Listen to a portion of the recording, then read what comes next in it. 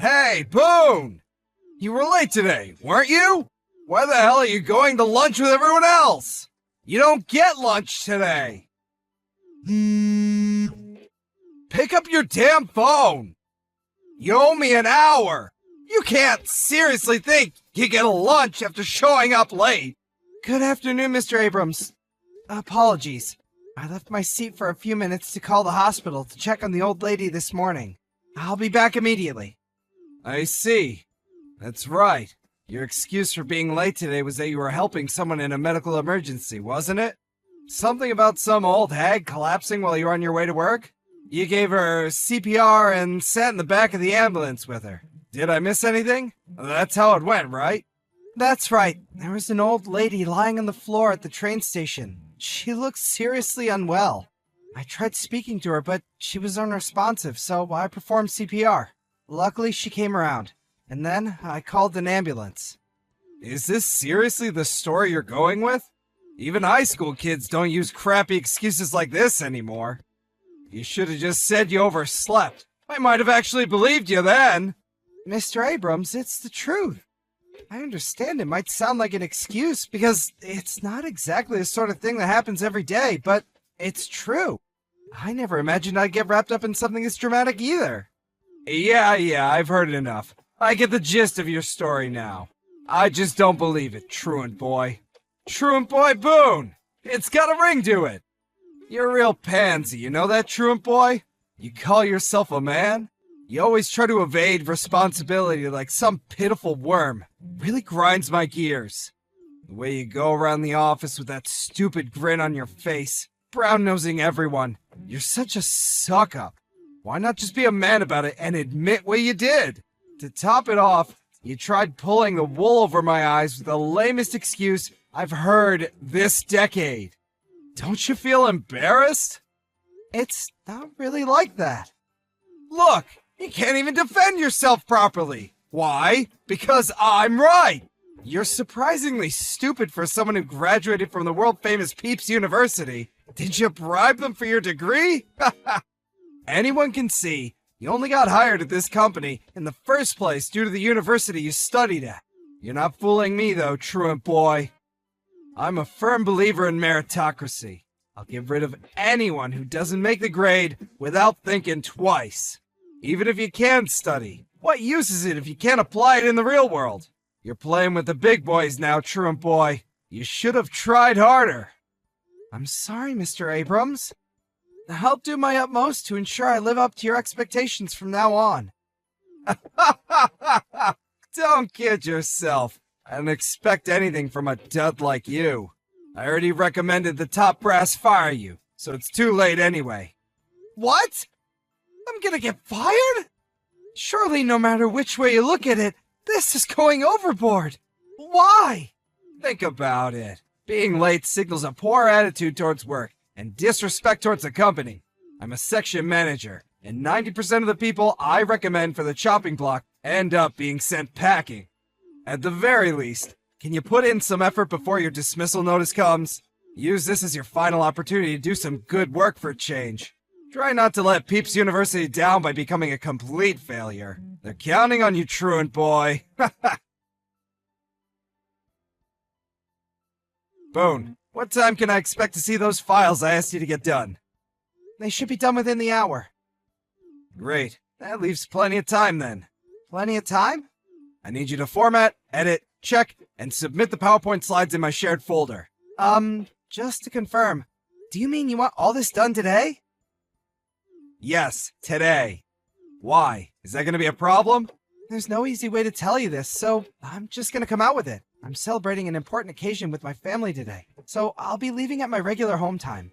Besides, even if I got started on the files right now, it's doubtful I'd get them done by the end of the day. Is tomorrow really not possible? An important celebration with your family? You can do that whenever you like. And I need these files dealt with today, so you don't have permission to leave early. It's a man's job to work and make money. You can deal with your insignificant family crap once you've submitted the files. Your family can wait, but your job can't. Oh, and it would be in your best interest not to lie and try to wiggle your way out of doing your duties. You miserable worm. You know full well you can get this done by the end of today. This is a direct order. Do I make myself clear? Please, sir, it's not that I'm saying my job isn't important. Not at all. But to tell you the truth, my family are more important than work. I can't in good conscience do overtime if it means letting them down. Once again, sir, I must insist, even if I was to get started on those files you asked me for right now, they would absolutely, beyond any doubt, take me past home time. Finally, this company doesn't operate on an overtime policy, so I have no obligation to do what you're asking me to from a contractual standpoint. Now, sir, I mean this with the utmost respect, but I just took a look at the files you asked me to complete, and the deadline doesn't seem to be anywhere near as pressing as you seem to be suggesting it is. Are you answering me back again? You just don't give up, do you? Man, am I pleased I advised the higher-ups to fire you. This place is gonna run so much more efficiently with you gone. So, you did report me then? The way I see it, there's one more huge advantage of getting rid of you, which I'm really looking forward to see in effect. Everyone in the department's gonna be so terrified they're next, and so worried about being in my bad books, I'll have my own personal army of obedient worker drones. I can't wait to make an example out of you. They'll be practically begging me for extra work. It's gonna be great! The sooner you're out of here, the better. Huh? You're doing this to make an example of me? It's not really that, but it's a big part of it. And really? Huh? That's how you speak to your direct supervisor? Who the heck do you think you are, worm? Are you getting an attitude with me, your boss? Sir, I don't have an attitude. The fact of the matter is, you were late. Now here's the thing, you're useless at the best of times. So really, this is just what I've been waiting for. You talk back to me at every opportunity. You don't do your job. And you're so arrogant, you prevent me from doing mine! You're an obstruction! An obstructive worm! I just can't wait for your name to get called out by HR. I'm almost disappointed I won't be able to watch the announcement in person. I'd bring popcorn. I'm done talking to you. Bye, delinquent. Hey, worm boy, are you alive? I heard you got called into the CEO's office. Did he do it? Did he fire you? Actually, we did talk at great length about a certain person's dismissal. I knew it! LOL! Sucks to be you! I guess I was wrong. I thought HR would deal with you, but it looks like word made it right to the top instead. Looks like I wasn't the only one in this company who was sick of your attitude, huh? Imagine getting fired after trying to play the saint with some lazy excuse. You're so lame. Out of all my subordinates, past and present, you're probably the lamest dude I've ever managed at this company. My stomach hurts. Do you seriously think I'd fire the man who saved my mother's life? Who the hell do you think you are to act like this at my company? Huh? What's this? What are you even talking about, worm boy? Did you lose your mind? Did you finally crack under all the pressure? Phone call, 10 seconds. As I just told you on the phone, you need to get back at the office at once. Mr. President, sir. Why are you? Did I not just tell you? Boone saved my mother's life.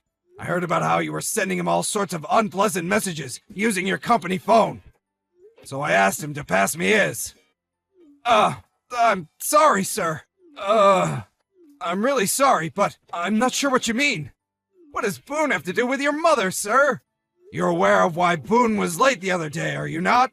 Yes, I'm aware. Then you know full well what I mean, Sam. Go on, take a shot in the dark. I'm terribly sorry, sir. Other than something about helping an elderly person, I don't remember. The elderly person was my mother. Oh, I see. That explains everything. Wow, to think Boone saved your beloved mother's life. He's such a hero. What an incredible, selfless man. That's right, he is.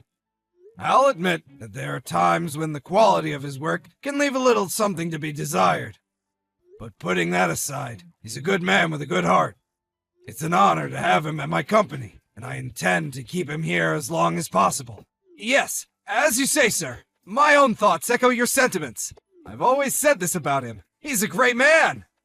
A real pleasure to be around. We're lucky to have him. The longer he's with us, the better, I say. What the hell are you talking about, Sam? From what I've heard, you didn't believe him in the slightest. Not only that, but you attempted to use his lateness that day as pretext to have him fired. No. That's all wrong. Which part is wrong? Well, you see, the thing is, Mr. Benson, I saw the report you filed with HR about how you claimed his attitude towards work is poor, about how he lacks the skills required to do his job properly. Ring any bells? When I had HR conduct an investigation, it turns out the reality was the exact opposite of what you wrote. His reputation is stellar, one of the best at the company. So, I think it's fair to say that what you've done here is file a false report, isn't it? No! It's not fair to say that at all! In fact, it couldn't be more unfair! Boone's got everyone fooled! He's been bullying and harassing me in secret this whole time! Are you just making excuses? That's funny. Judging from the chat logs, I could have sworn you hated people who try to worm their way out of things and dodge responsibility. You call yourself a man? And please, Boone bullying and harassing you? Do you have a shred of evidence to back that up? By that, do you mean he just had the courage to correct your mistaken opinions? Are subordinates not supposed to give their opinions to the boss? I'm sure that's the world you'd like to live in. Are your staff disqualified from telling you what they think? Or being honest when they're not capable of doing something simply by the virtue of the fact that they're lower down on the chain of command than you? Does your job consist of treading on and oppressing subordinates more talented than yourself? No, not at all. Please, sir, I'm being set up. To make matters worse, I've had reports from HR that you've been throwing your weight around the other employees in the department too? I've received several reports that you've tried to make an example of Boone to keep your other employees in line, and people have been treading on eggshells around you. I haven't just heard this from one or two people either. Almost all of the employees in your department are concerned and dissatisfied with the way you've been conducting yourself lately. What's your excuse this time? Mr. Benson, I'm deeply sorry. I accept what you say, and there may be some room for improvement in the way I conduct myself at work. I won't make an excuse. What I've done is inexcusable, which is why I'm begging you, please, to be merciful and make my punishment as lenient as you can. You admit wrongdoing, then? That you submitted a false report against another employee? That you abused your position of authority at this company to make the working environment needlessly stressful and difficult for your employees? Yes. I'm deeply sorry, sir. I see. That's good. If you admit wrongdoing, I'm satisfied. Mr. President! Thank you so much! However, just because I'm satisfied with your admission doesn't mean you're getting away with it. I only meant I'm satisfied with the matter that Boone is now settled. That said, there's the matter of all the other employees you hounded and harassed into resignation. What do you have to say for yourself about that? Excuse me? That's right. A large number of employees from your department handed in their resignations recently. I made sure to receive testimonies regarding your conduct from every single one of them. Testimonies claiming you were harassing them. Every single one of them. I don't know a thing about that. The timing was perfect. Just as you were about to call into my office to discuss the issue of mass resignations, I got word on how you'd been acting towards Boone. Tell me, Sam, where are you right now? You're awfully late. What's taking so long? I've been rushing back to the office the moment you called me. I'm so sorry, sir. I'm going as fast as I can. I'll be there really soon. Please, just hold on a little longer. You wouldn't lie to me, would you, Sam? It's the truth! Interesting. Is that hamburger tasty? Huh? The window. Behind you. When I headed out to the store to buy myself a drink after I handed Mr. Benson my phone, I spotted Mr. Abrams in a restaurant 30 seconds away from the office, with a hamburger in one hand and his phone in the other. Given the situation, I thought it was best to report it to Mr. Benson. By that point, Mr. Abrams was so late back from his lunch that we decided we should go out and look for him. When he realized the company president was standing right behind him, he darted outside the restaurant faster than I thought it was possible for any human being to move. He was swiftly taken to the president's office, where all of the ex-employees who accused him of misconduct were waiting. With that, the meeting began.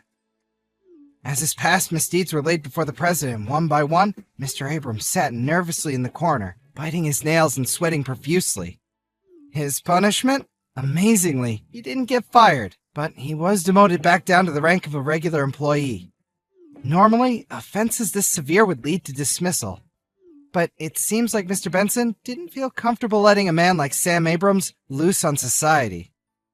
On top of that, as the one who promoted him to the position of power in the first place, he also felt a degree of responsibility.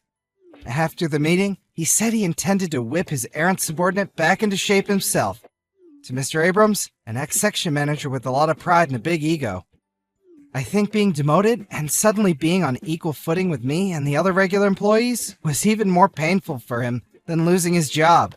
I found out later that Sam Abrams had a long history of harassing his subordinates, and had been doing it since before I joined the company. In total, he'd caused almost 10 employees to quit. These employees all received compensation, in the form of a lump sum deducted from Mr. Abrams' salary. The man himself is currently holed away in a tiny room at the back of the office, working as a member of the clerical staff, and is occasionally required to do odd jobs around the building for the other employees. There's something deeply satisfying about the man who used to make your life a living hell being forced to make you cups of coffee. LOL. Obviously, he deserves everything, and is only himself to blame, so I don't have an ounce of sympathy for him.